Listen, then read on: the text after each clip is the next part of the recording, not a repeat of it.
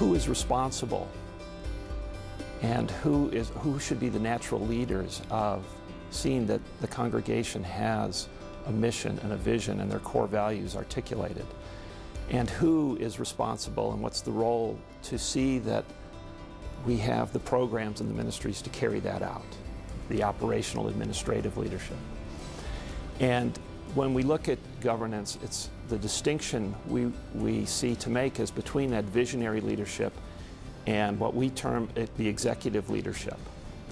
And we don't use that term to say this is a corporate frame we're trying to put it in, but more to say that it makes for a much clearer and much more effective organization to have a clear point of accountability and empowerment to carry out that mission and vision. It's the visionary leadership role that asks, what does our membership care about, think about, ask about? What's at stake now and in scenarios for the future? What issues or realities do we need to prepare to address? How are our core values expressed as mission and ends and the policies of our congregation? What direction could we go? What direction should we go? What priority or portion of our resources should we give to each particular end in our vision for the future? One of the terms we use when we talk about visionary leadership is going to the balcony. And the visionary leadership is up on the balcony, seeing the whole of the congregation and its mission,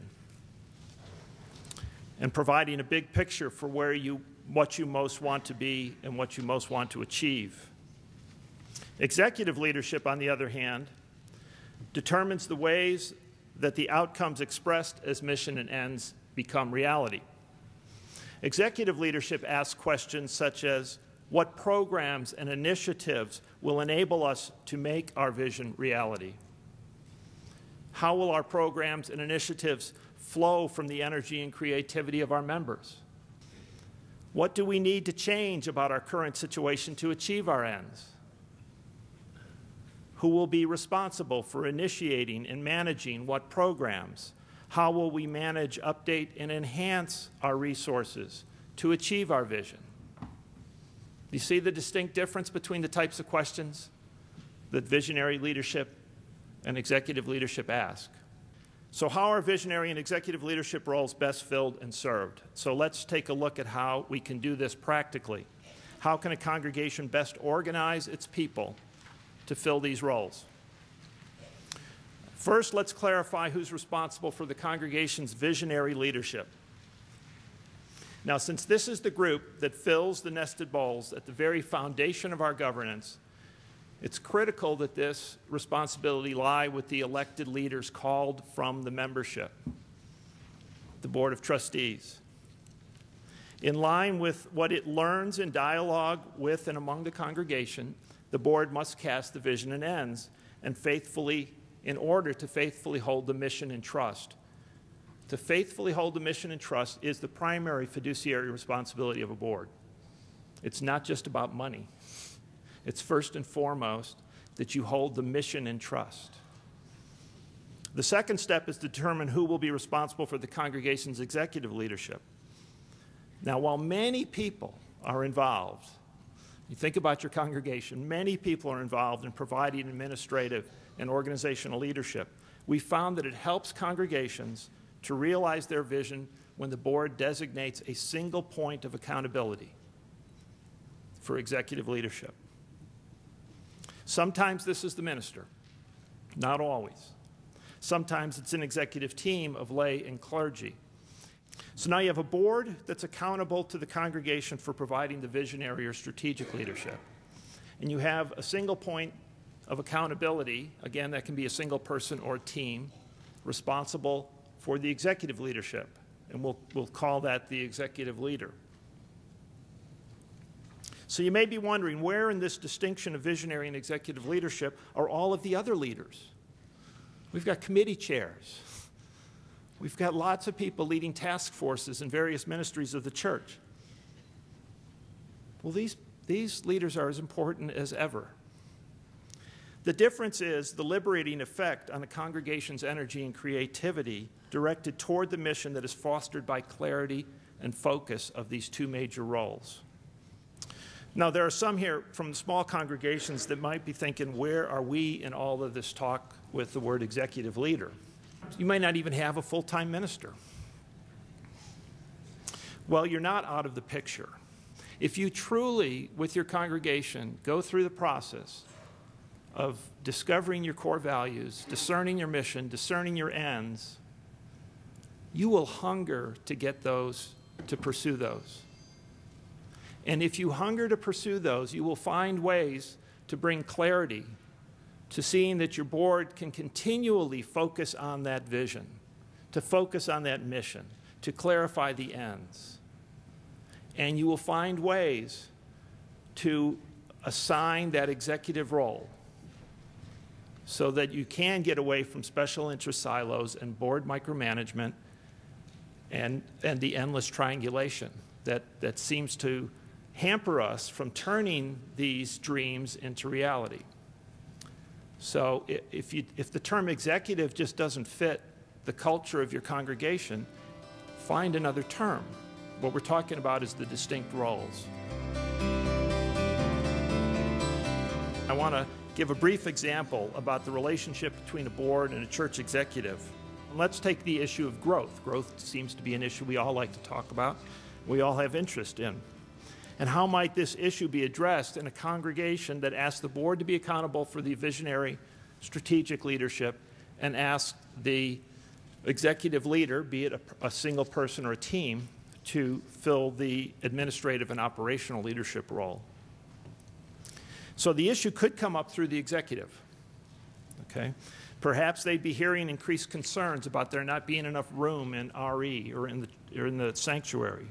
Maybe they'd find that people were leaving because there wasn't room for them, or they felt there wasn't room for them. Or maybe the executive could see in the community there were trends that we weren't reaching out to people who might need us. Or the issue can come up through the board. Certainly from the board's intentional conversations with the congregation, they may be hearing about people feeling squeezed at the current location. The board may also be out there interviewing some of the community partners. And they may find that the congregation is less representative of the community that it really serves, or isn't partnering with organizations that would actually be in line with its mission. At any rate, it's clear that certain dimensions of growth are an issue at the Nested Bowls UU congregation. And so what the board first wants to grapple with, and the board is the first that should be grappling with the issue, and answering questions such as, well, what do we know about church growth, and what do we need to know? Have we already addressed growth in our ends? And what is it about the differences we seek to make in lives that would be manifest as growth? How are different approaches to growth consistent with our core values and our mission? These are types of questions that the board would be asking if this came up as an issue in your congregation. And the board, in answering these questions, provides big picture direction. What they would do is potentially articulate either new or revised ends. And the board, you might be able to see how it's helpful to have people on the board, and it's always good to be intentional about who serves in different roles. It's good to have people who are comfortable thinking about these kind of questions and translating them into ends that then an executive can turn into action, okay? This is a skill. Different people have come with different skills. All are important. Now, while the executive has certainly provided input to the board to address those questions, it's at this point that the executive actually takes the handoff. And they're addressing questions from what they get from the board in terms of revised or newly articulated ends to say, given this vision expressed in these ends of growth, how can we translate the creativity and energy in the congregation into the ministries that will make this happen? Perhaps they'll decide to start a second service. That's not a board decision. Maybe they'll budget for a new staff person, if the budget allows. Maybe they may look into considering some building expansion options. Okay? Again, they're looking at how do we accomplish this? What are the various ways we can look at accomplishing this? We've thrown a lot at you, some more things to think about, and again, we want to give you time to reflect on this with a partner. We invite you to reflect on the visionary leadership and executive leadership in your own congregation. Who's responsible for each in your congregation?